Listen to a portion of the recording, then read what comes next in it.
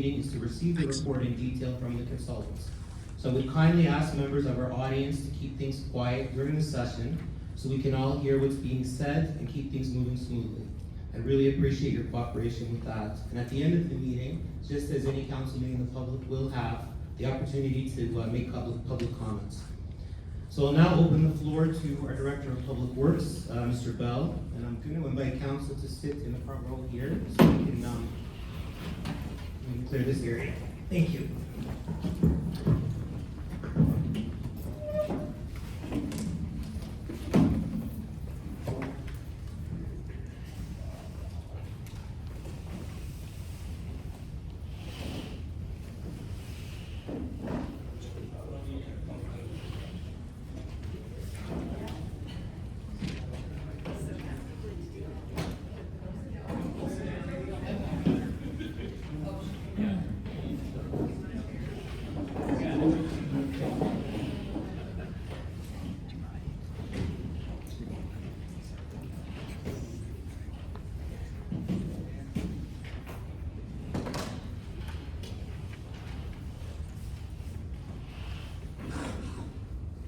Test, can you hear me? Okay. Good evening, Mayor, Council, CAO, and guests.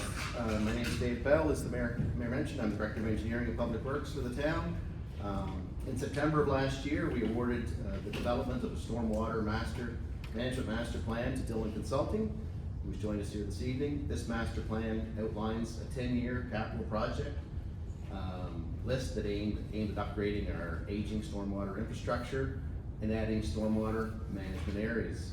This evening, Jeff Melanson, along with Jeremy Miller, will deliver a 30 to 40 minute presentation, followed by questions and answers from council. Jeff Melanson is a senior water resource engineer at Dillon and partner at Dillon Consulting, based in St. John, New Brunswick. He brings extensive experience in stormwater assessments, water balance studies, climate change adaptation, and the design of municipal infrastructure. Jeff's consulting experience spans across Canada and internationally, covering a wide range of surface water related projects. Some of Jeff's relevant experience includes the Indian Brook Stormwater Enhancement Project, flood mapping of the Gasborough watershed, a master drainage study and existing conditions flood mapping of the town of LaSalle in Ontario, and a master drainage plan for the city of Windsor, Ontario. With the support of the town of Kentville residents and staff, we gathered as much information as we could and shared it with Dillon Consulting to help guide their work. Dillon also took the time to hear directly from the community to better understand people's experiences with flooding. It's important to keep in mind that this report is focused on recommendations only, and any detailed engineering work or design would happen in the next steps. Although this report is complete, it is the first step to a roadmap to help us move forward with detailed design and future improvements in the coming years. We're excited to have Jeff and Jeremy here this evening to share their insights and recommendations for improving stormwater management in our community. Thank you. Jeff. Great. Excellent. Thank you, Dave, and thank you, Council and Mayor, for this opportunity. And looking forward to presenting this evening. As Dave mentioned, the presentation will be about 30 to 40 minutes in length, and again, is meant to provide an overview of the Stormwater Master Plan report that's been submitted to the town for review.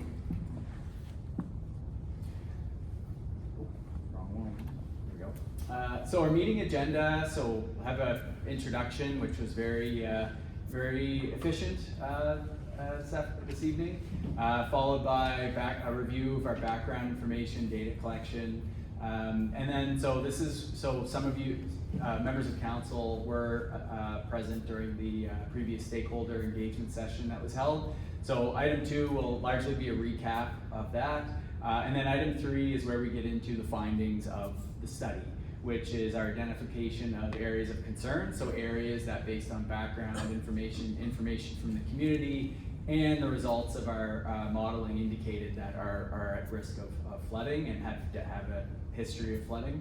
Then we'll talk quickly about some of the tools that we use to evaluate flood risk in the community, so our hydrologic models. We'll review our results and findings, and then item 6 is, I guess, where, you know, what we're all looking for are, what are some of the mitigation options that the town can consider to help reduce flood risk in the community. And then, as Dave mentioned, we'll have time for questions at the end. The project scope, so Dillon was retained by the town of Kentville to develop a stormwater management master plan. So this is in response to historical flooding, climate change, increased vulnerability to the community. So this plan, as Dave described, is meant to prepare a roadmap. So what is the current state of the infrastructure? How well does it perform currently? How well suited is it to future climate? And recommending options and infrastructure upgrades and other methods to better prepare the community's infrastructure for the future, be it increased development or impacts due to climate change. So the project tasks included background information review, which there was an ample amount of information available to us. So you know, a lot of community engagement around this, which was great to see, and gave us a lot of information to help support this study. And also data collection. So we were in the field on a few occasions. The main one was a 2-week period collecting information on the storm sewer network. So this was survey information. And then using that information to develop models to evaluate and stress test the system in terms of how well it would perform now and where we think it may, where the problems will be in the future. And then of course, the mitigation measures piece. So background information, we looked at past stormwater reports, we looked at GIS information, which is geographical information systems. So this is records of what infrastructure is underground, where it is, size, material, condition, resident supplied documentation and photographs.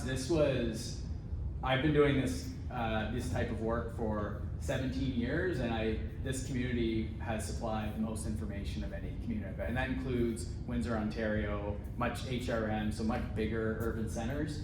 The amount of information that was supplied to us was fantastic and really helped us understand where the issues are and help target our efforts accordingly, which was really encouraging.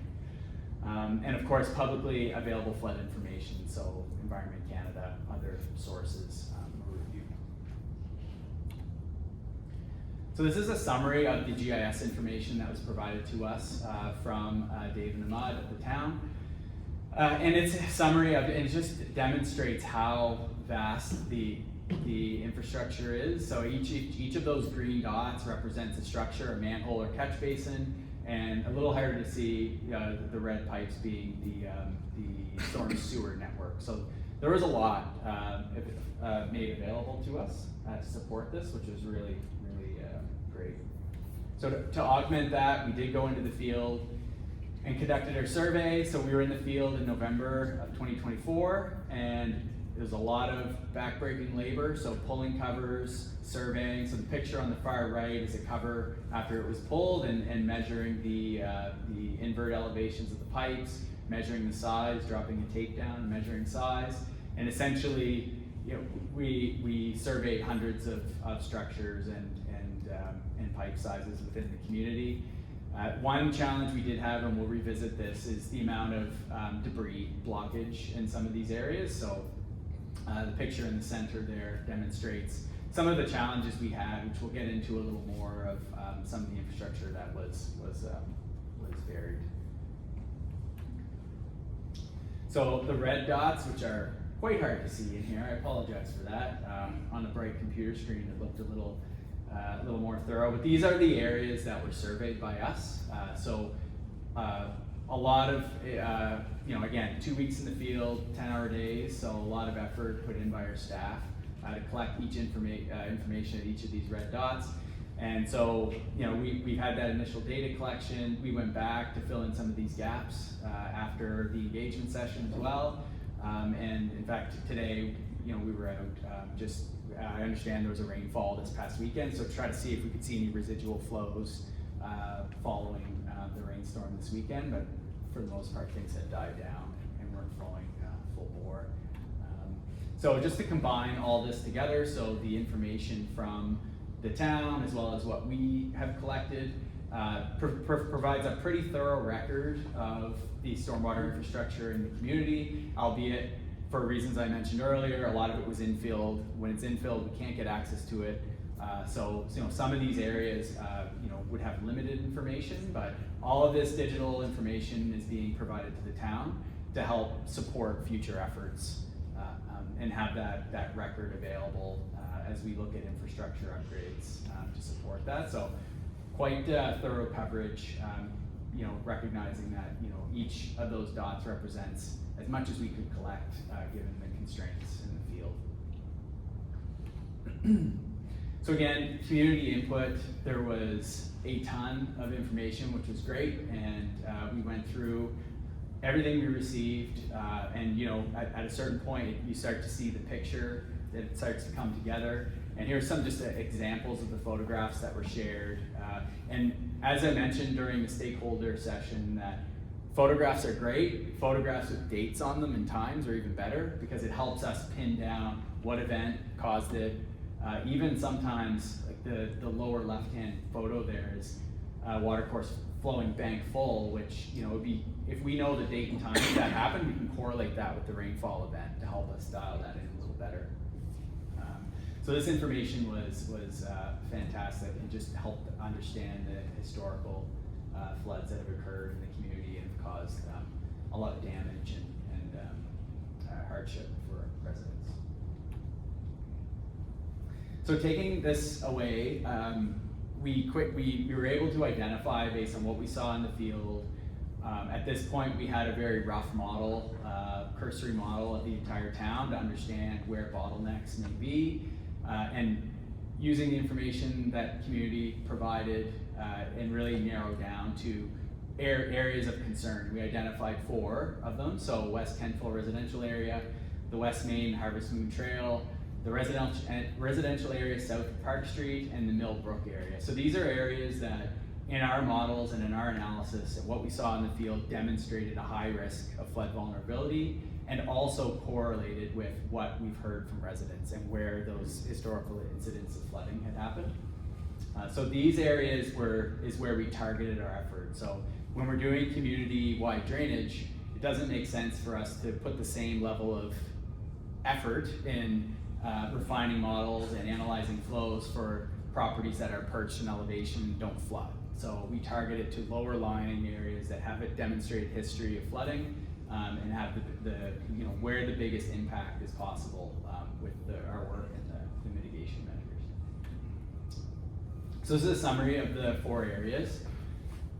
So area 1, West Kentville residential area, covers the unknown brook that flows down, crosses Park Street and in front of the school. Area 2, West Main and Harvest Moon Trail, so that's primarily the ditch that flows adjacent to the Harvest Moon Trail, but it also receives a lot of water from upgradient areas. So this area receives an incredible amount of water, and there isn't a whole lot of outlet capacity there, so that area was included. Area 3, residential area south of Park Street, was also identified as a higher flood risk area. And finally, area 4, the Mill Brook area, which flows just adjacent to Mill Brook, upstream of the confluence with Cornwallis. Excuse me. So our model development provides a simple example of our model. So essentially, we create a computer model of all the infrastructure that we surveyed. So sewers, catchments, catch basins to collect that water, and we look at that, and then we can, once we have the model built, we can stress test it and simulate rainfall events and look at, okay, what areas are overwhelmed, what areas are flooding. It essentially is a tool for us to evaluate where the flood risk is, how bad it is, but more importantly, we can use that tool to test mitigation. So if we upsize this pipe, if we added storage here, we can sort of game the system a little bit and say like, okay, what are our options here to try to reduce flood risk and actually test it. And also for the existing conditions, that's really useful because we can bench test our model against what the photographs we've received and the information, so to make sure we're representing reality, and then take that model and tweak it to include some of the mitigation options. So the hydrologic modeling considers things like land use, soil conditions, climate data, and the hydraulic, so that's really talking about the rainfall runoff response. So in Kentville, we have a lot of steep hillsides, generate a lot of runoff. We have development pressures, which is potential for increasing impervious area. Those areas can impact the amount of runoff you get per rainfall event. And of course, climate data is another important piece of this, and looking at what the climate may look like in 2050, 2100, and also stress testing the system that way as well. The hydraulic modeling portion is really the yellows and the blues that you see on the screen here, which is the channels, the pipes, the condition, materials, like how efficiently is the system moving the water away that's generated from the runoff. This presents a catchment summary for the models that were developed, I guess for the targeted areas specifically. So each watershed is delineated to understand what the runoff response rate is for each watershed to generate a peak flow that the system then needs to handle downstream. So each of those polygons or those blocks represents a chunk of land that will generate runoff that contributes to the downtown or the Park Street area along Main Street and Park in that area. Of course, climate data was incorporated into this, so the Kentville CDA station is very useful. We also looked at other stations more broadly in Nova Scotia and really paying particular attention to some of the shorter duration, like really intense rains we've had in the last few years. We're working now with other municipalities and the Windsor area and down in Lunenburg that were really hit with some of these, like in the July 2023 storms and we're seeing an increase in those kinds of storms that may not yet be reflected in the data sets. So a lot of our historical records are backward looking, but again, like looking forward is really important as well. But we did have a good station local, which isn't always the case, and helped us tremendously. So the model results, so when we put all this together and we simulate existing conditions, so like I said, where are the bottlenecks? We saw a pretty strong overlap with the information from the community, where we estimated where the bottlenecks would be and what our model was telling us. So the red lines on the screen indicate where there was flooding or a lack of drainage capacity in the system. And again, so one important caveat here to make is that this assumes that the systems are flushed and cleaned.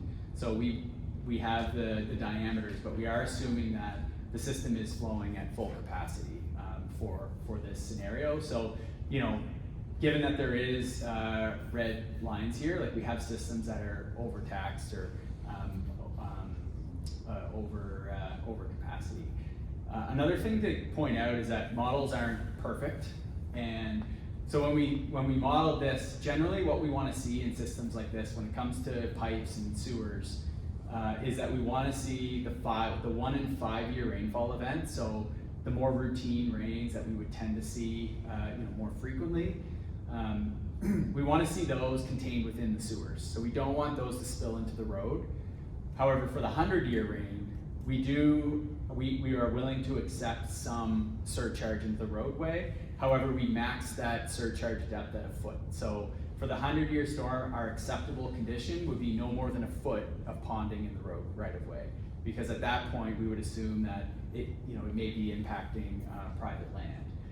So again, like the model is an indicator. It's not going to tell us where each individual property is flooding, but if we set a threshold, it can be useful to set those triggers of, okay, where is there a higher risk of flooding? So that's an important distinction here, is that we are looking at the system from 2 lenses. One is the more frequent storm, which is we want that in the sewer. The other is a really extreme storm, which is not practical to design for, to keep it within the sewer. but we want to make sure we can keep it within the road right of way where it's practical. So each of these red either had surcharging into the road at the 5-year or greater than a foot of ponding during the 100-year, which I'm happy to speak to at the end of the presentation if that's not clear. And as I mentioned, future conditions. So future conditions included actually three changes. So one being an assumed future development condition. So we've looked at the town land use bylaws and assumed more or less complete development of areas that are zoned for development. We've assumed that they one day will be developed. And so we've increased our imperviousness to reflect that, which obviously adds a lot more water to the system. We've also updated our rainfall projections, so to incorporate climate change. And there are various tools that we can use. We use University of Western Ontario's IDFCC tool, which allows us to look at future rainfall statistics for this area specifically, which allows us to scale this up. And then also because Kentville, a lot of the drainage needs to discharge into the Cornwallis, which is tidally influenced, we also considered the impacts of sea level rise on the Cornwallis, and a higher river makes it a lot harder to push the water out when the river's elevated. So those three changes were made. And so there are a few areas here where there was notably increased flooding. I just want also to point out that 1 foot maximum. So areas that are flooded more than a foot, they stay flooded. And while there is more water, we know there's going to be more water. Our model wasn't geared up to quantify that amount above a foot, but it still triggers flooding. But where there were a few areas that were not flooded in the existing condition that became flooded in the future. But given the sheer amount of additional water generated and the higher tailwater, a lot of these red areas will be worse, and our models do support that. We just, it's not something that was something we would share in the report necessarily because of the limitations of the model we were using, but the flows are much higher. So we wanted to use these flows to help us size the infrastructure recommendations moving forward. So it's important we're not designing for what happened 2 years ago, 10 years ago. We're designing for the next 10, 50, 100 years. So at this point of the study moving forward, the future conditions were used to support the recommendations.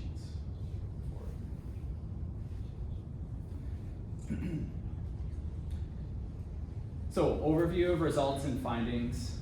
High flow velocities in pipes and channels, no surprise. We have a lot of really steep hillsides that generate a lot of runoff, and it's moving really quickly down the hillsides and creating a lot of sedimentation and erosion challenges, which we'll talk about in more detail. Outlet capacity is limited during high tides. So when the Cornwallis is up, we don't have a whole lot of capacity to get water out. There are existing pump station, there is a pumping station that helps, but is not up for the future 100-year, the really big events. Pumping is a real challenge and economically cost prohibitive, because just given the sheer volumes of water that need to be moved. But the tide certainly was a challenge.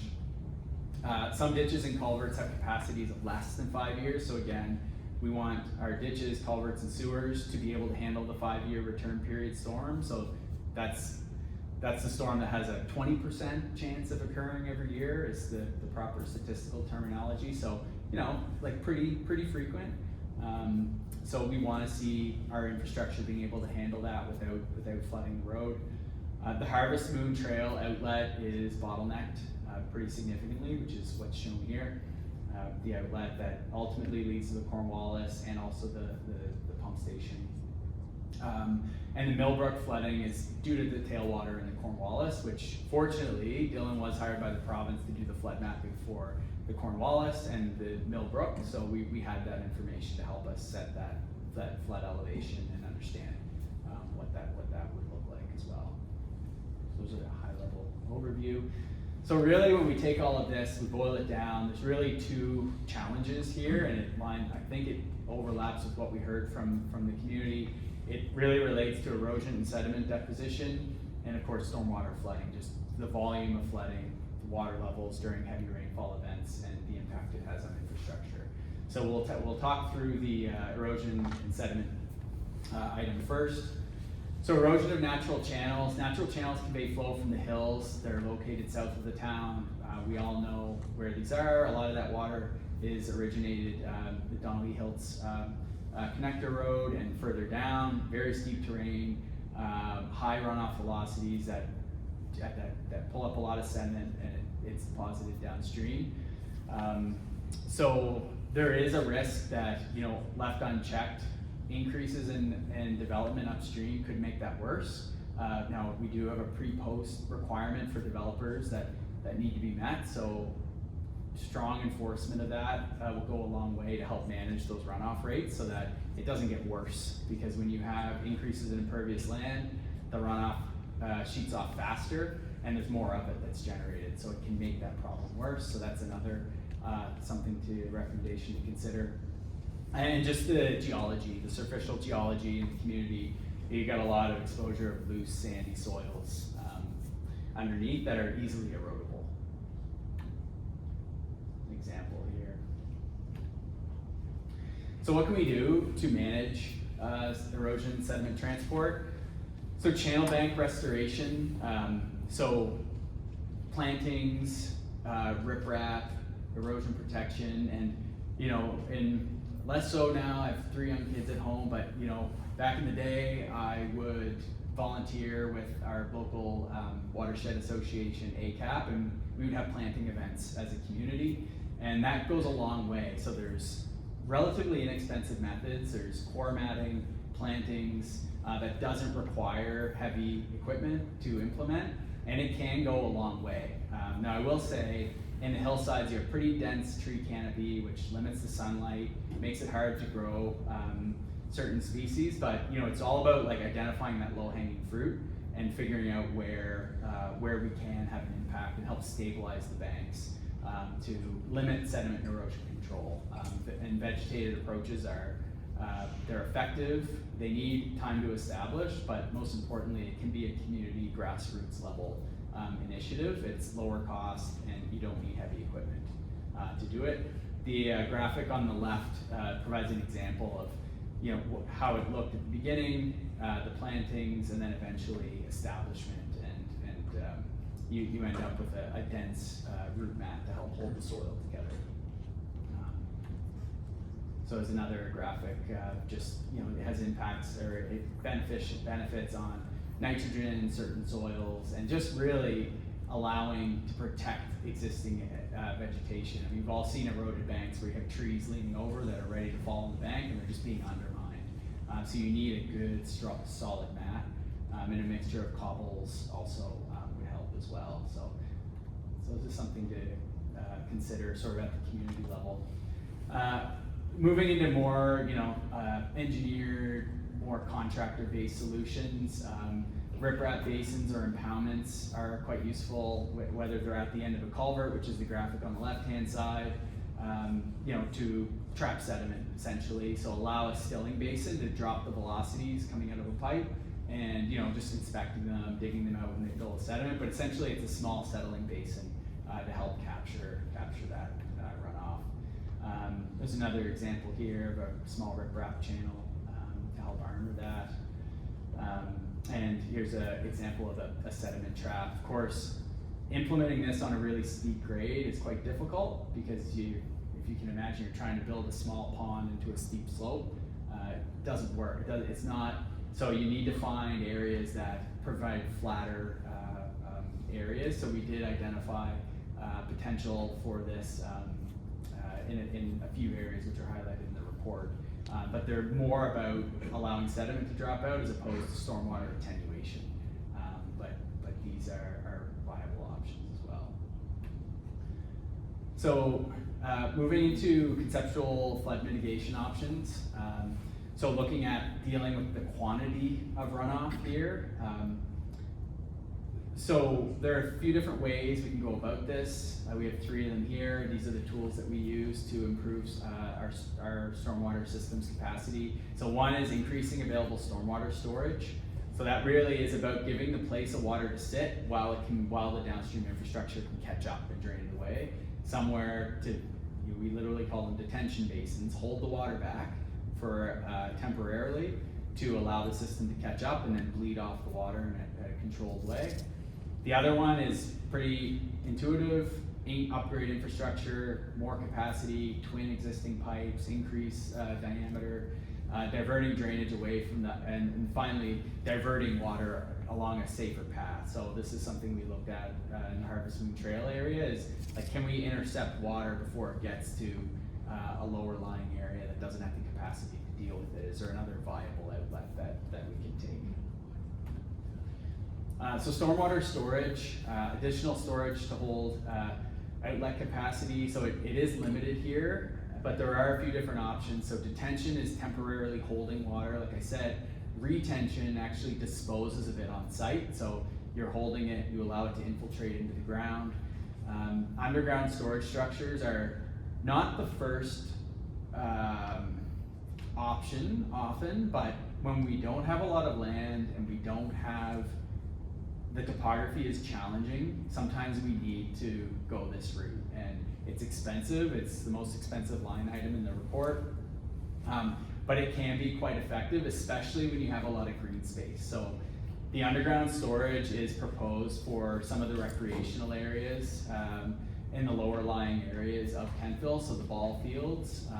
And we've looked at the grades here, we can get it to work. There's a few things, like we want to do a groundwater monitoring program to see how elevated is groundwater when we have a lot of rain, like is it prohibitive to that? But essentially, you have underground HDPE chambers that are underlined with clear stone, and it's a combination of detention, so it holds water, but it also allows water to infiltrate into the ground. So this is an option here, and really, like, the upgrading in areas are so steep that you can never build a storage pond or buried chambers effectively because they're just so steep. And by the time you get to the lower lying areas, that's where everyone lives and where all the infrastructure is. So we didn't have a lot of real estate to work with. So we looked at recreational areas, which there is a strong track record. So this is an example of what we included in our model at Memorial Park. And there is lots of examples of green spaces and recreational facilities being used to manage stormwater. Because if you think about it, when you have a big rainstorm and everything, is the water's up and it's pouring rain, no one's really using these facilities during those. So, you have a choice of, a whole lot of flood problems or temporarily flooded, unusable recreational spaces. So we actually are building one right now in the town of Tecumseh, which is just next to Windsor, and it's being used as a soccer field, but it's a little different than what we're proposing here in that there are berms around it and it's surface storage. But a lot of municipalities are in this situation where they just don't have a lot of real estate and the grades aren't conducive to storage, so we need to think outside the box. So this is one item or one example of that we've landed at. There's a few different areas where this is possible. So Memorial Park generally, the baseball field. So just because we considered it here doesn't mean it has to be here. So this is where I think the town, the next steps would be doing a feasibility study and looking at, okay, which fields maybe are already in need of improvement, and looking at applying for funding to incorporate stormwater retention as part of some of those upgrades. I think a few of the fields showed promise in terms of the grades and the footprint to provide an effective storage option here. And another storage option was the vacant lot, which was the old juice plant at the end of the Harvest Moon Trail. The grades there are a little more challenging, and I think the cost could be somewhat prohibitive, but would require more study to look at that. I mean, anytime we can do surface storage, generally it's cheaper. We try to make that work. The underground storage is, I won't call it a last resort, but it is more expensive for sure. It's covered in a lot of detail in the report, but there are several numerous in terms of infrastructure upgrades. So pipe upgrades, and we have twinning pipes. So we have lots of storm sewers that we're recommending that are to be upgraded, and this is all costed in our report. I won't get into sort of street by street what we're recommending, but I'd say like this is a good chunk of the cost that we're recommending is related to infrastructure upgrades. And again, a lot of this was sized for future flows. So, I mean, it was all sized for future flows. So, you know, where some of these pipe sizes may seem a little large, it's really built there to accommodate what the future may hold for Kentville. And again, diversions are important here as well. So the Harvest Moon Trail ditch conveys majority of runoff. So a lot of it is all combines down there. So the outlet capacity is limited, particularly during high tide events. We do have the pumping system, which was included in our model, but it is shown here in the lower left. But again, like when we're talking this much volume pumping, you know, I talk about the storage chambers not being very cost effective. Pumping is really not cost effective. And you know, there's operational and redundancy risk with that. So while it is a good stopgap for more routine rains, it's probably not up to the task for the really big ones that are coming in the future. So looking at options to discharge that, but again, like the river is the river. If you have outlet capacity, great. If the river's not up, but when the river's up, you're not going to have it. So that's why having that storage is important to buffer those peaks when the tide's up and you can't get the water out. When the tide, you have a place to send the water temporarily until the tide comes back down and the water can drain. So just a summary recommendations, and again, like it is much more detailed in the report to go through everything in that much detail, and I'm coming up on 40 minutes here. So, but again, like happy to answer questions on this.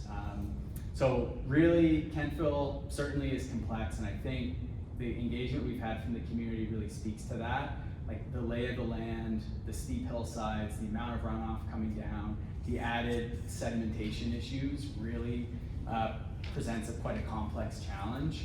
And you know, this is really meant to set a roadmap in terms of what options are feasible and what should be explored, looking at funding opportunities to help support these upgrades. But again, like there is more analysis that is required in studies and design to implement. But I think hopefully this report takes a lot of the mystery out of it and, you know, gets down to, okay, here's where we can focus our energies and our resources to help improve this. So some other recommendations that we did come across, or that are included in the report, are revisiting some of the stormwater management bylaws and guidelines and strengthening, enforcing those, because that pre-post balance is really important when you have development applications come in. You really want to make sure that that is followed, and in my experience, something can be put down on paper, but unless it's implemented in the field and you have, you know, solid site inspection and follow-up, it's only as good as the paper it's written on. So having that strengthened and enforced is important. The regular maintenance program, also important, just given the amount of sedimentation issues we have. It's a really hard thing to keep up with, but understanding and putting the resources in place to help flush and clean and stay ahead, and keeping the system ready for the event that could be coming around the corner. And again, like we did survey a lot of different areas. You saw the amount of information we have for this study, but believe it or not, like there was a lot of infrastructure we couldn't access because it was either buried or you know, inaccessible for other reasons. But again, like getting that cleaned out, augmenting, filling in those data gaps, and then maintaining a good record of as-built drawings for, you know, when we do start implementing some of these upgrades, managing the record so that, you know, when the time comes, we know where to find what was put in the ground. And a lot of this stuff is happening.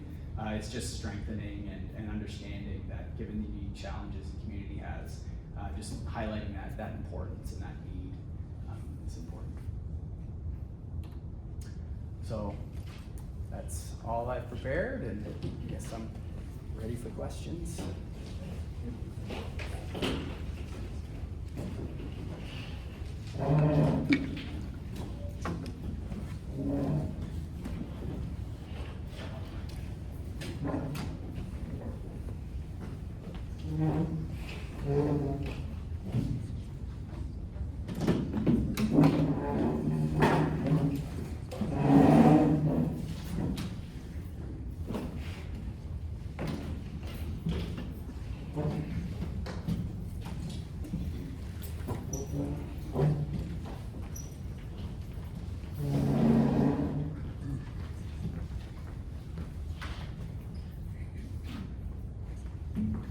Thank you, Jeff, for that presentation. That was really, really good. I'm going to open the floor now to council. If you have any questions for you.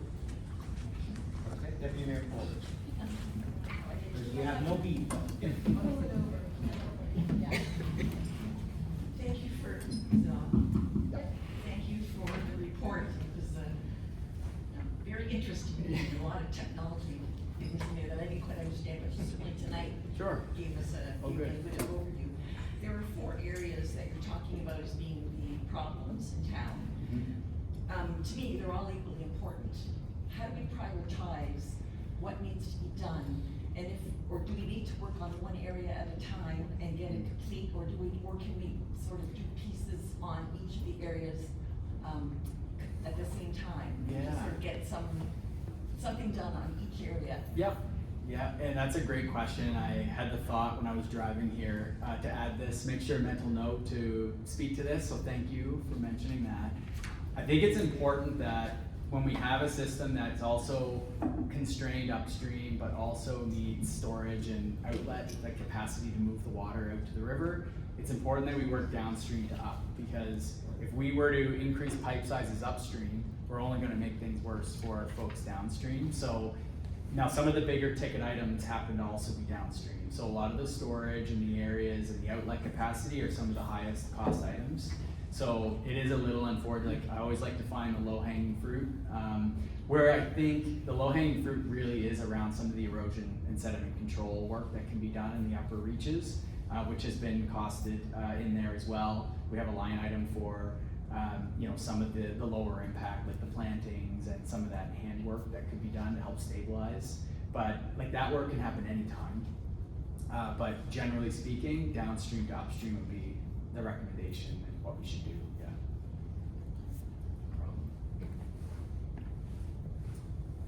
Anybody else have a question? Councilor Savage.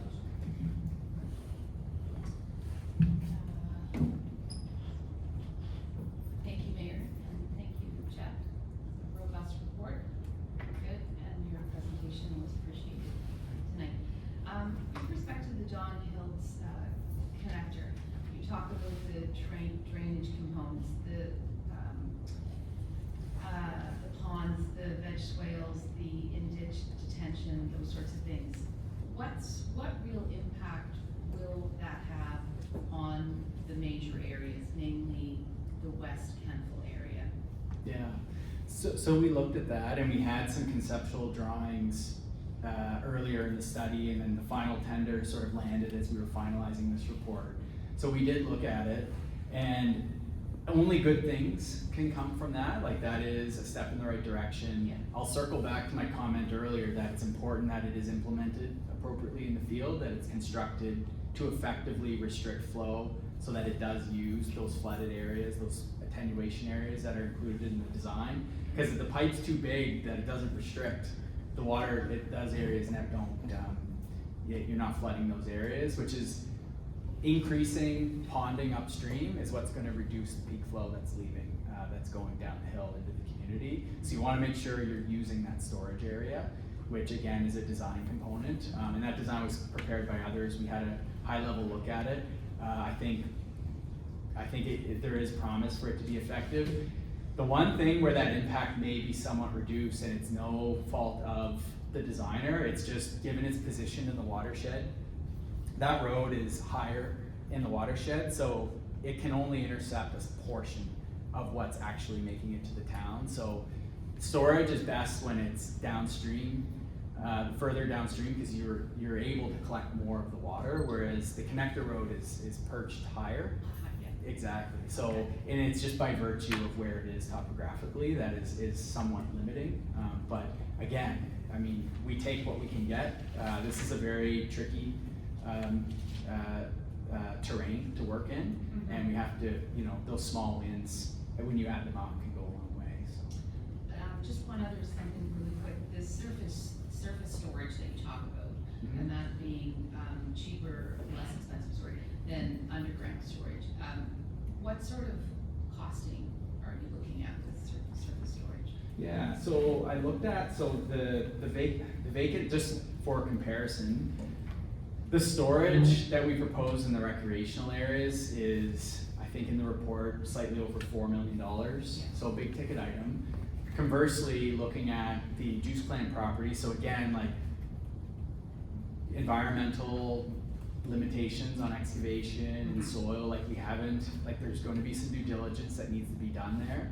But just for comparison, that cut price tag is about 1.2 million, and it's actually more cubic meters. So you're getting more storage for less on the surface than with the underground. But the challenge is with storage is you can only go so deep with still getting an outlet to the river. And if we're too high and you start ponding water, Right. you can back up and you don't really make the situation any better. So it's finding this balance of we can still get the water into the river, but our peak water level in the pond isn't flooding anyone upstream. So there's a very narrow window where that could work, and based on the environmental conditions or where the groundwater is, it may not be the most promising solution. But the recreational sites, given that they're perched a little higher and that they are located up gradient of some of these areas, particularly on West Main, provides promise that they could work. And again, like they're plastic, so they hold the water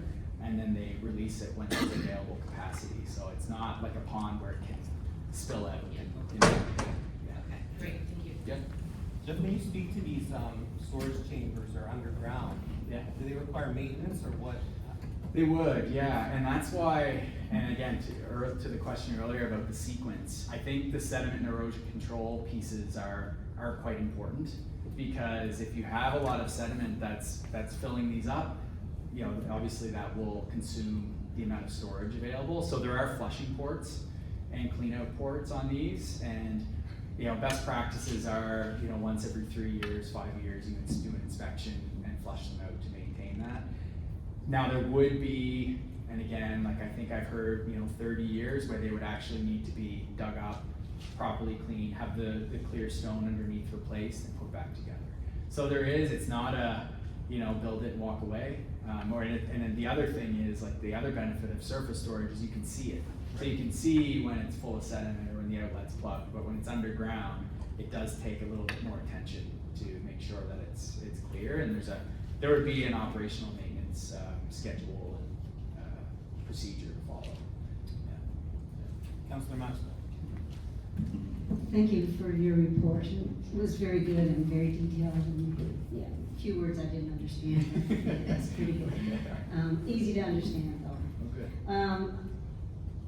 Again, looking at the Hills Connector and all the protections that are put in around that area will help, you Yeah. said. Yeah. Between that area and further down, would it be advisable maybe to put further detention areas? So as you come down the hill, so we have those detention areas at the top, and then as we come down, maybe midway, some other type of holding pond or something Yes. like that? Yeah, and if you can find flatter land to do that, absolutely. And we do have an allowance for some of that. The challenge is that land is pretty consistently steep. Mhm. And if you imagine, like you have to build a pretty high berm or dam to hold the water back. And because, you know, you're on a steep slope and you're building up like that, you can't really hold a whole lot of water Right. compared to if you were on flatter ground. So the steep terrain does present a challenge Right. in terms of implementing that. So I think the idea is trying to get as much as you can upstream, which the Hills Road does that, and that's the intention. And then looking at stabilizing, so building up the channel so that it's vegetated, has rock armoring on it, so that it's not eroding as much, and then trying to deal with the storage at the bottom of the hill where it's flatter and you can intercept. Right. Yeah. Okay. and store. Thank you. Yeah, no problem. Councillor Baker. Mayor. Thank you, Jeff, for the report. So when we talk about the sedimentation, which is a large cause of our existing problems in Kentville, even though we know that many of the systems below are not significant enough, and West Main, you pointed out, is not even enough to carry the 1 in 5 year. How do we, like, if we just put bigger pipes in, we're just moving the sediment further down the road, right? Right. So when we look at this and we think about that steep drain, and you know, that forest in there, that canopy is not allowing for growth, for undergrowth to create that forest sponge. I'm not seeing how a group of volunteers can get together and plant some grass. Right. Because it's not gonna happen, so it looks like we need something more aggressive on that hill. We need the armor rock, we need to find holding ponds, and maybe we have to build them into the slope. Yep. It can be done, but is that something that would come out of design from the town? Or, because I'm not seeing those solutions here. And Yeah. that's where our sediment problems are, because we can't be just running backhoes every Right. time it rains. Yeah. Excuse me, choking up, every time it rains. No, and that's absolutely right. So there needs to be the hard rock solutions. Like we need to have those detention basins. The hillside, I mean, building attenuation on the hillside, I really don't know how. Feel like you can have cascading pools to help with that, which I think is partly what the solution would need to be, is rock based. And there's going to be, I mean, the sediment's going to go somewhere. So unless you stabilize those highly eroded areas, even if you build, like let's say in the lower portion, you do a series of step pools, they're gonna fill with sediment very quickly. So you're going to need to have access and clean those out so that the next time, the next big rain, there's room there to hold that sediment. But also that higher up area now, that if we lose that forest, it's going to actually make things worse. Right, yeah. So, you know, we're talking about net zero development. It's difficult to do on a slope. Yeah. And then still provide a level of cleanliness in the system below it. Right, yeah. So I'm at a point where I'm looking at this going, how do we account for that sediment coming down? Because that's, as you pointed out, that's our number one problem. Yeah. And again, like what mobilizes the sediment is high flows, high velocity.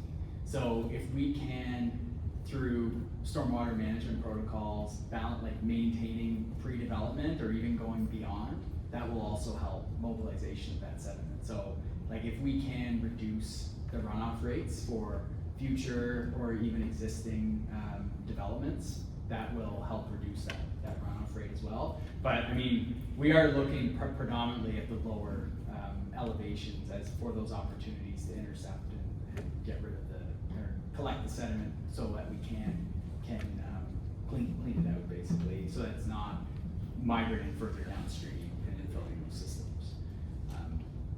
Okay, thank you for that, Joe. Yeah. Councilor Andrew. All right, so, like everyone else, the report is certainly beyond scope of my expertise, and some of the big questions have been asked already, but just a couple of smaller questions if I could. So one, there was some citizens that mentioned culvert cleaning, and I'm not sure how feasible it is, but for every time we have a forecast for our team to get out there and do that, are there key areas where not only can we look at cleaning, but also is there some sort of monitoring system to make sure things are clear ahead of time that is not cost prohibitive? I mean, I've never, other than sending a crew out to lift some manholes and take a look and take some measurements in terms of how much of the pipe is visible and not plugged with sediment. The other thing too is like sometimes these systems can be somewhat self-cleaning. So if you get a really big event, it can mobilize what's actually in the pipes themselves. So it's a bit of this back and forth of you get a big plug of sediment and then you get a really big rainfall event. It can remobilize stuff that's in the system, but you don't really want to rely on that. So it's a pretty manual exercise. I'm not aware of anything to automate or remote monitoring. But it's just an idea. Person work. Could be a business idea, yeah. Sure could. Yeah. Also, are you aware of any incentives for private investment? I mean, a lot of it's not that we all have huge lots, so we don't necessarily have lots of area to store, but some of the examples and models of storing and absorbing water, are there incentives that you're aware of for people to landscape a particular way that could help that process? So I know HRM is a bit of a unique situation, but like they have a stormwater user fee similar to how communities have like a water and sewer fee, and they will actually give landowners credit off their storm bill if they. But I mean, it doesn't. And that's not the situation here. But in terms of monetary incentive, that's one way. So if you're dealing with your stormwater on site, you don't need to pay the stormwater fee that HRM imposes. Right, thank you. There's just one more if I could. Yeah. And I always go to this, just being around the last couple of years, not speaking with everyone with issues, but some. Kentville, I talked to one fellow who grew up here, and he was older than me, and he said that he recalled at a certain location, he said, yeah, I used to fish there, and I used to fish there, and and I won't say where those places are, but there's no waterways there anymore. Right. So this is a long history, and we're not alone in that. Is there anything nature's telling us in terms of how we can divert and cooperate rather than just build systems? Is nature already telling us something that we could perhaps look at, learn from, in terms of getting the water down to the river? Yeah, like sort of leveraging. I mean, that's a lot of stream restoration, is not fighting where nature wants the river to go. We sort of embrace it and work around it. So I mean, without knowing specifically like which rivers have migrated, but going back, I mean, there weren't always a development processes and approvals. So like sometimes water is just diverted somewhere else, right? I mean, that can happen. And it creates new flow pathways that could also be. I mean, natural processes wouldn't necessarily migrate. Like you would still, usually it migrates within a small window or footprint. But if you divert water somewhere else, like up in the headwaters, if you were to put a cutoff ditch in and send it to the next watershed over, that could dry theoretically something up. So you need to look at it sort of case by case and understand, is it something that we did or something that nature's trying to tell us? And it just depends. Yeah. All right, thank you. Yeah. Councillor Savage. Thank you, Mayor. Jeff, you mentioned a couple of times about making sure that the stormwater management guidelines are in place, and namely that they're followed. So in your experience with some of the municipalities that you've worked with, are there any in particular that do that in particularly well? Yeah, like there was a big blitz in the early 2000s where municipalities were developing stormwater management guidelines, and we did half a dozen or so in New Brunswick, and we were involved in a couple in Nova Scotia as well, and a lot of them haven't been updated, but they are quite robust. And like the city of St. John has done an update somewhat recently, and I work with those ones a lot.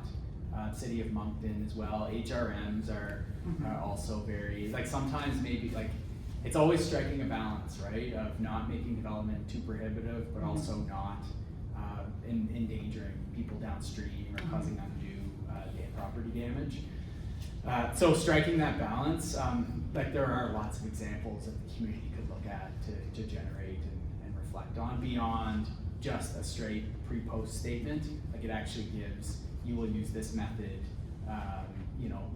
looking at the 5 and the 100 year, whereas a lot of them will just look at 100. And it's a little counterintuitive, but if you have to manage to the 5, it's actually a more stringent requirement that developers need to meet, because that system needs to be able to operate more frequently. Right. Because you get the 5-year storm more frequently than the 100, whereas you spend a lot of money and design effort building something that's really only going to be tested once every 100 years. It's not really the most practical. So adding a bit more frequent storms to that requirement can help too. Great. Yeah. I just have one more quick one. With respect to, I'll just point out Condon Avenue and retention ponds around Yeah. there. What, in your opinion, when should those be installed? Yeah, again, like I would put that in the camp of, so when I said earlier downstream to upstream, that would not include the erosion control or storage. That can only help downstream. So what I wouldn't do upstream is increase pipe sizes, because you would send more water downstream before it's ready to handle it. So the condon would be something I'd recommend sooner rather than later. There are, so again, like land constraints associated with that, but that would be a prime sediment trap. So you could essentially reduce the velocities temporarily in that pond, allow the sediment to drop out, and there'd be a lot of cleaning required there. But that's another example to the previous question we had, that would allow interception of sediment before it has a chance to get into the downstream works. Thank you. Just, question about the Millbrook area. I read your recommendation here. I'm just wondering, and I noticed here that you mentioned the bridge Yeah. being a problem. So from what I'm understanding there, that the bridge may need to be replaced, or, and that's a provincial thing. Yeah, I think before the conversation goes there, it would be more looking at the hydraulic capacity of the bridge and understanding, is it a bottleneck?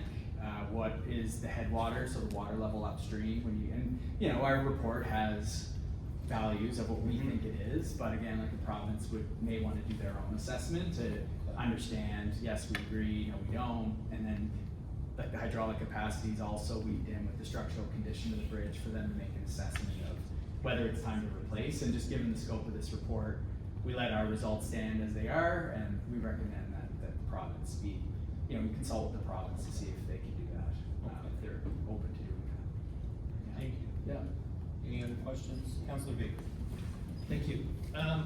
So if I can just get back to modeling for a second. Yeah. So the assumption is, I think it's figure 6.2, that the model, you go to it? Oh yeah, why not? Okay. Yeah. I'm listening though. All right, so that the system is working without any debris or sediment in it. Yeah. So what we see in 6.2 is, areas where it is flooded in the 1 in 5 year storm. Yep. You with me? Yep. Yep. And our existing system, which we know is filled with debris because Yeah. we have catch basins that are full of debris that need to be cleaned out or rebuilt. So the condition is actually worse than what we see. Correct. That'd be correct. Yeah. Okay. So that's my point there around urgency, and Mayor talked about the bridge, the tailwaters that cause that storm ponding or that ponding upstream. Millbrook. Well, is it at Millbrook or? Oh, it's everywhere. I mean, the river imposes that outlet restriction, right? So like West Main, Millbrook, like it's all linked to the river. Those low-lying areas are. I just think that if we open up that bridge, make it wider, Yeah. which will remove the bottleneck, it's gonna affect everybody downstream. It could. We would need to look, again, part of the future study, but you get to a point where a river like the Cornwallis, which is under tidal influence, the capacity of the Cornwallis at flood stage is quite large. Mhm. And it may only result in, our model may say it's a few millimeters, or, there's a point where the impact in water level will be negligible. So it could be, but. As long as the tide's not high. Like if the tide is like in terms of peak water level, if that's what we're looking at, and the tide's way up, it's dominating. Like, Right. You could dump a lot of water in that without necessarily bringing it up over the tide, so we need to look at that. Given the hydraulic, the water upstream of the bridge in that differential, while it's significant for residents in that area, I wouldn't necessarily go on record, but I guess I am, but that it would be somewhat negligible in the big picture for the Cornwallis River. When it's at flood stage, there's a lot of capacity there, and that little extra bit of water relatively is probably not, but it's something that should be checked for sure. And I just have one more, if you would be so kind. So when you're doing your modeling, and I've played with the various GIS systems, not as intimately as you have. But you have- Jeremy, for the record. Jeremy, thank you, Jeremy. When you have the ability to toggle through various levels, does that model show us where our existing priorities should be? So if you can put in a 1 and 2 year rainfall storm event, and then a 5, and then a 20, that can set our priorities based on where our most damaging flood or where the water will go up the Right. fastest, I guess is what I'm looking for. It's a good suggestion. So right now in the report, there's a summary table, and I mean it could be made digitally as well. The results table that we have. 7.5? Yeah. So 6.2 is the future, but right now it's color coded based on whether it floods the road at the 5-year or is more than a foot deep in the road at the 100-year. But it would be interesting if there was like a third, like if there was a yellow where it flooded the road in the 5, but maybe it didn't meet the foot deep. Do you know? Like there's no, you're right, there is no way necessarily to distinguish what's worse here. It's just a flat, you know, it's flooded or it isn't. And I don't know if our model would be at a point where we could, if there's an easy way for us to give a priority or a summary, but what I would say is the other thing that's going to drive priority is presence of infrastructure. You know, how dense is that area, and again, the history and the input we've gotten from residents, like that also drives priority too. Like just because an area is a foot higher than somewhere else doesn't necessarily mean that's the best place to put your money, because it's also what's around it, and like the risk reward of investing in that, right? I'm just looking at those areas that we could, Yeah. based on that model, Yeah. define a list of what the highest priorities would be, based on the Right. information that you've spent. Yep. Okay, lots of time and effort collecting. Yes. So is that something we can ask for? We could take a look at that and get back to you. It's like in terms of like it's important that we like all models are Subjective. yes, and like if the deeper we drill in, we don't want to get too caught up in, well, this is higher, but like to my point earlier, like just because it's higher doesn't mean it's a higher priority. So it'd be hard for us to assign that priority based purely on the model alone. Like if we did that data analytics and just sorted it based, I'd be nervous that we might miss something that's like, you know, the engagement or, you know, like the presence of you know, if 7 homes flooded here but only 2 here, it's like, where do you know, that's I think within the town's purview, but I mean, we can take that back with David and Ahmad and look at, you know, how can we take these flooded areas and assign some sort of ascending or priority to it. That would be helpful if you wouldn't mind. Thank you very much. Yeah. Any other questions? On the other side? Last call. Okay, thank you very much, Jeff. We appreciate that and all the information that you provided to us. Director Buggs, you? I don't have much more to add other than to certainly want to thank Jeff and Jeremy tonight for making the trek down from St. John, New Brunswick, from that great presentation. As council is aware, you know, we do have this year's capital budget set and obviously a 5-year plan approved in principle. You know, we certainly are going to be spending a lot of money in the next 5 to 10 years on various components in that report and other areas that we certainly are identified. That could be, you know, include land acquisition is a big part of that.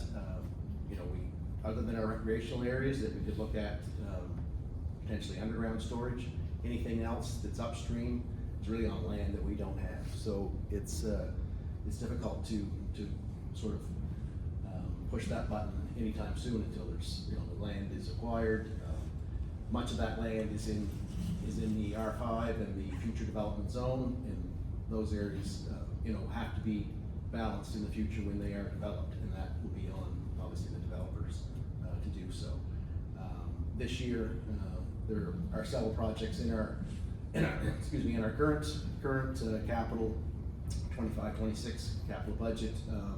The largest of which is the replacement of the Park Street culvert that crosses, that carries Mitchell Brook out near Andritz, Xerium. I still say Weevex, but that area certainly flooded on the last number of rain events, most recently last July. Excuse me, and that culvert is failing structurally. It's you know, doesn't meet today's standards. It's gonna be a very expensive culvert to replace as it crosses Park Street and the sidewalk, and a water and sewer main goes kind of under the water and over the sewer, and today's standards for that have to be a single pipe. Right now, it's two smaller pipes that have been in the ground for 40 plus years. So that pipe will take a good chunk of the sort of proposed capital project money.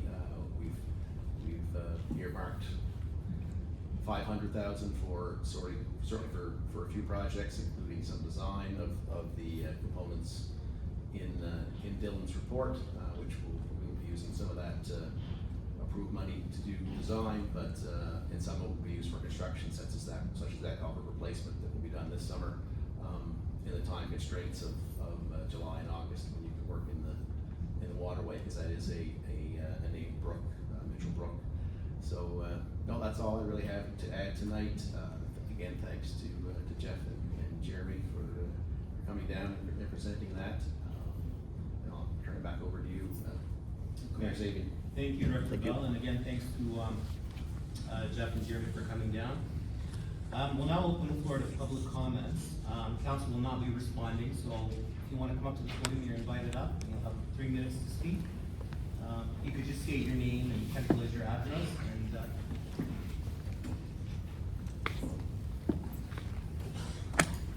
Jocelyn Nicholson, 642 West Main.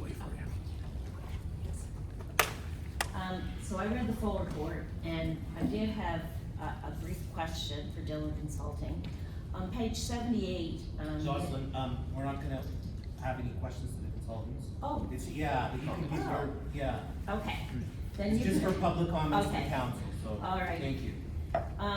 So what I just wanna say is that we, as citizens, understand financial constraints, but I think tonight West Main was identified as being ground zero.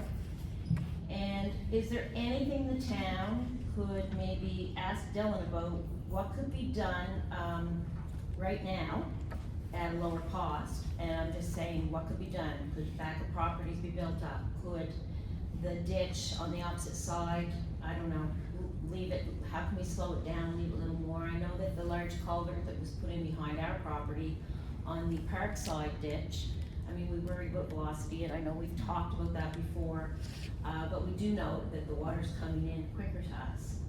Is there anything that could be done using just town resources, public works, to just take a little pressure off us right now on West Main? So I guess that was my question. Okay, thank you very much.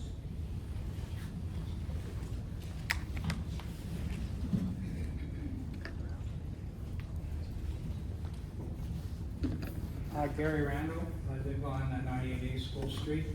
I think most people here have seen over the years as development increases, water increases. We're told tonight that you have to start at the bottom, basically, and to fix the problem, start at the bottom. We have some more development in the process now.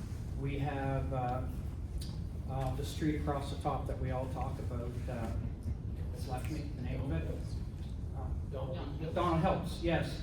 So I understand from listening, we can stop water from the south side, the high side. We can do things to limit what flows down through, but eventually it has to come down through. So I would hope council would make sure what they're putting in now is gonna make sure that the load at the bottom of the hill is no greater than it is now. We talk about net zero, but we've never seen net zero. The more we build, the more we get. The ball field, we just put in a $750,000 pipe in there. And if I look at future development on your drawing, it's gone from yellow to red. We just put that pipe in. Why would it not be big enough if future development is gonna be net zero? You're predicting more development, if I read it correctly, more water. And we need to fix the bottom first, is what we're told. The other comment I see on there, it says, maintenance program. I would like to ask the town at a future time to let me know, do we have an established maintenance program for stormwater collection system? if it's not maintained, it doesn't work. Thank you.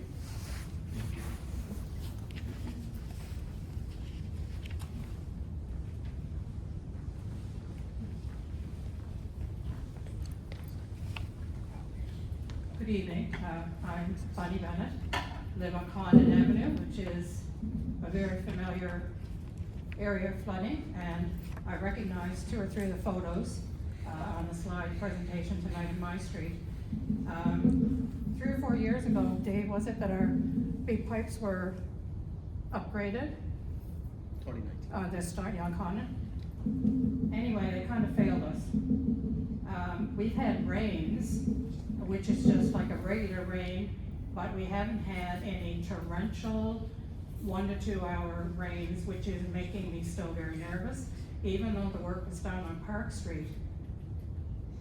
I detest looking out and seeing sandbags, ugly sandbags, cement barriers everywhere, but we're all scared. We're still scared because I don't know if there is a flat area up above where we can put in a retaining pond, because our problem seems to come down by Janice Beck's house, and that's where we get the problem.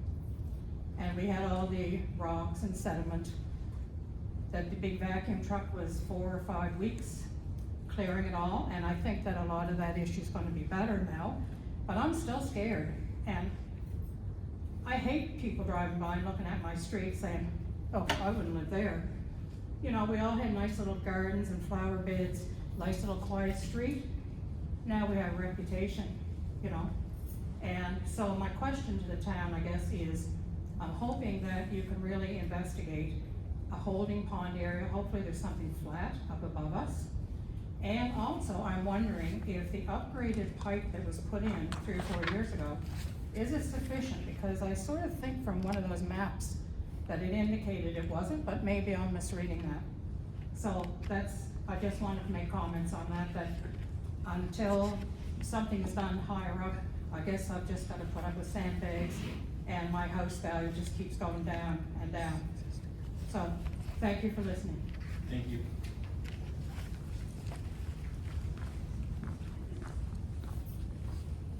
Hi, Mike McLean. I might be one of those people on West Main Street. And some of this will be repetition, so I'll try to get through it as quick, but sometimes repetition can help.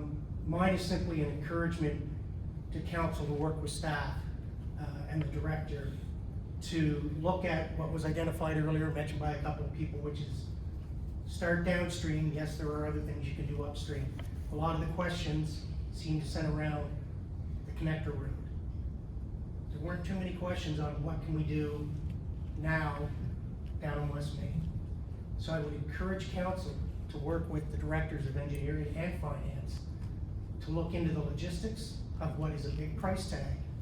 But it's gonna be easy to kind of ignore that price tag and go to some other easy things and say, well, we're doing this, this, and this, while you're ignoring the big price tag. Look into it, find out the logistics, whether it's the ball field or the old juice factory. There's different pros and cons of each and barriers, but I encourage you not to set that aside for 5 or 10 years while you do the other things. You have to operationally start to dig into that, because you won't know the answer, and those numbers are, I don't know whether they're a Class C estimate, what area they fall in. I don't think they're Class Bs, so there's a lot of work to do, so I encourage you not to forget, start at the downstream end. Thanks. Thank you.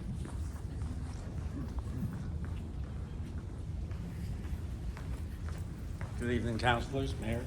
I'm Danny Garland. I live in the east end of town, I'm in the Millbrook area. And my comment would be, in your report, you're nothing about the dike system that's maintained by the Department of Agriculture, province of Nova Scotia. I have lived in the east end my whole life. There has been no construction or upgrade of the dike system in years. Recently, it was upgraded on the other side of the river, on the north side, by Dexter Construction to the province of Nova Scotia. They rebuilt the entire dike. If you go across on the Kentville crossing over there, you can see the dike is completely rebuilt, and it's about 3 feet higher than our dike on our side. And there's been no dike work or expanded dike work. I think that is part of the flooding issue that needs to be addressed, and there's nothing in the report about the dike system itself. It's been there for years. And I think if it was expanded, it probably would help the flooding on Main Street and Dale and all that. Because I do know that the dike was on the other side, down on Klondike, where Councillor Andrew lives, that was expanded after a flood we had in 2003, I believe, that the province rebuilt that dike and expanded that dike in behind Chestnut Place and Maple Place and stopped a lot of the flooding. I was there as part of the fire department back in the day. I've been in the department for years, and there was a lot of flooding in that area. And once that dike was rebuilt, that flooding stopped. So it's part of the review that maybe should be looked at, that the dike system should be upgraded. Thank you for your time. Thank you. Yeah.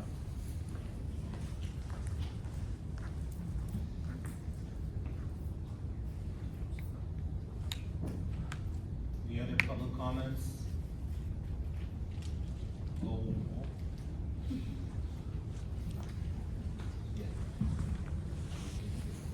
Good evening, Scott Nicholson, West Main Street. I've been up and talked before council meetings and things. I think Mike's comment about certain downstream, I think that the West Main Street really needs to be, it's almost in a crisis situation, really. And we flooded 2003, you know, that's 22 years ago now. Really, there hasn't been a lot done. We're tired of waiting on West Main Street and waiting and waiting. We have meetings, we talk, nothing gets done. Things need to get done. You guys need to find some grants, talk to the province, talk to the feds, get some money. I don't know if there's emergency funds.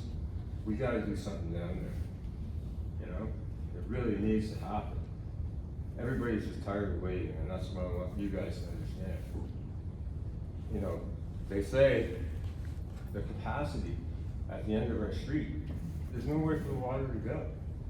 Why aren't we upgrading that capacity in some way, right? I mean, I think that would be the first thing to do, and then maybe work our way back, you know, into the detention ponds and things. Thank you. Thank you.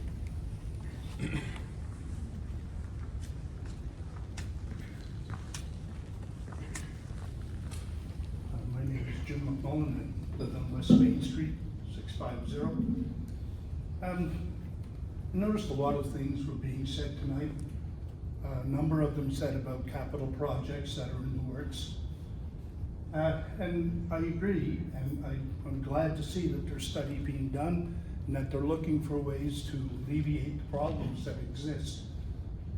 But one of the things I heard mentioned time and time again tonight by yourself, sir, when you said, and you emphasized and re-emphasized the fact that maintenance and management were a necessity.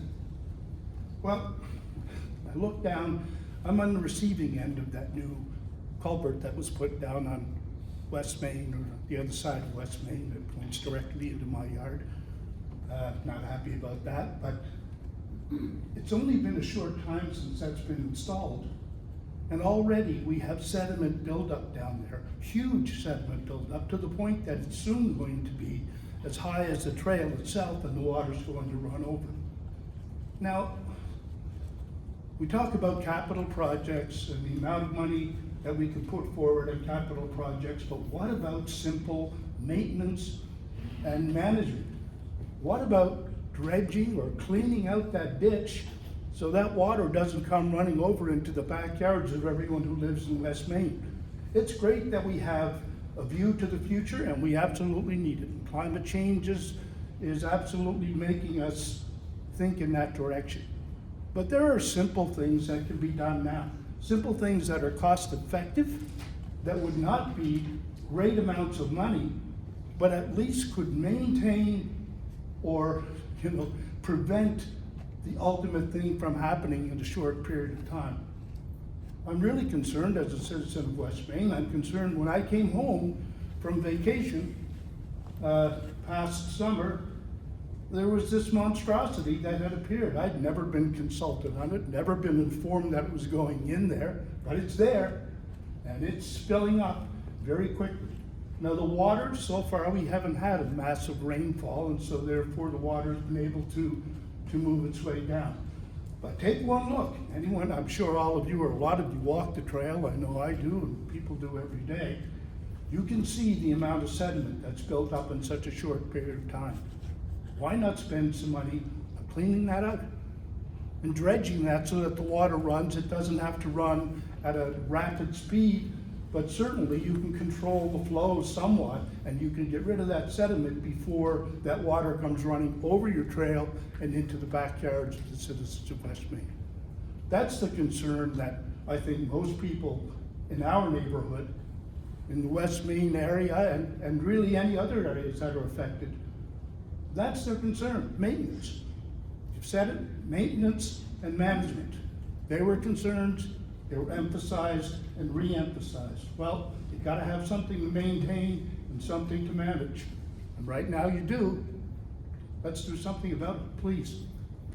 Thank you. Thank you.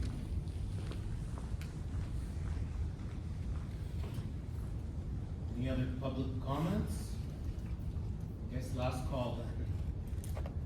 Well, thanks everyone for attending. I will take a motion to adjourn this meeting. Councilor Savage, Deputy Mayor Cole, seconder. All those in favor? Meeting is adjourned at 7:28. Thank you.